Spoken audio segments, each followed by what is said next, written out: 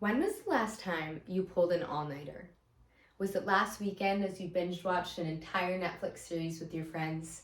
Did you recently get lost in the stream of social media, scrolling endlessly until you realized the sun was starting to rise? Or was it last night as you scrambled to finish that one assignment you completely forgot about? Whatever the case is, most of us can agree that there have been a few too many nights lately where sleep feels like our last priority.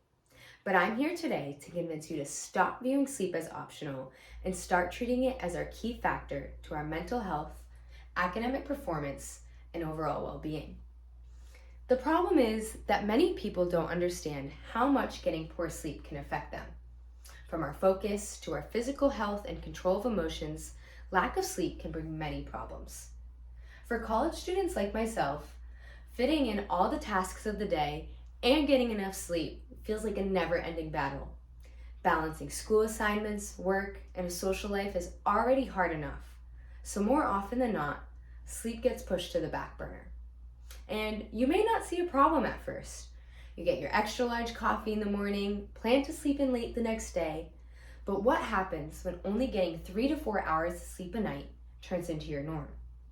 According to the National Institutes of Health, getting inadequate sleep can lead to trouble focusing, raise your risk of having a stroke, contribute to obesity, and, annoyingly enough, raise your risk for getting a cold. And now I understand that those 4 extra hours to cram in information before your test tomorrow seems really tempting. But according to sleep researchers Hirschner and Chervin, who studied sleep deprivation in college students, being well rested is more effective than staying up late. In their study looking at college students' test scores, subjects who got a full night's rest improved their scores by 18%. This supports the idea that getting proper sleep can actually contribute to retaining information and improving your academic scores. Now, you may be asking, how do I get a better night's sleep? The solution isn't complicated, but it does take consistency. According to the American Cancer Society, there are a few ways to help yourself get a better night's sleep. Go to bed at the same time every night. Put down your phone at least an hour before you plan to sleep. Avoid caffeine late in the day, and if you can't fall asleep within 20 minutes, get out of bed. Now, that may seem a little silly, but small changes like these can completely transform your academic performance, and it all starts with getting enough sleep. Imagine how you would feel getting a full 8 hours of sleep every night. You wake up feeling energized and ready to start your day, rather than dragging yourself out of bed, barely mustering up enough energy to make yourself a cup of coffee.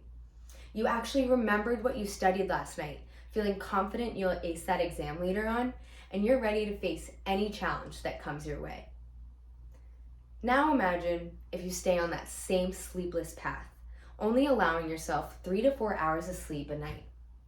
You're snoozing your alarm so much you miss your first class of the day, or worse, that interview of your dream job you've been so excited for. You struggle to keep up with your assignments as your focus on one task is dwindling. You stop hanging out with your friends because you simply don't have the energy. And day by day, the stress and exhaustion wears you down. The difference in these two versions of your life comes down to one choice: whether or not you make sleep a priority. As we've seen throughout this speech, whether or not you get enough sleep can have a major impact on your life, and in many different ways. Sleep affects your health, academics, and overall well-being. And without it, negative outcomes can occur. As we've seen throughout this speech, you've heard many different ways that sleep can affect you. And now it's your turn to act.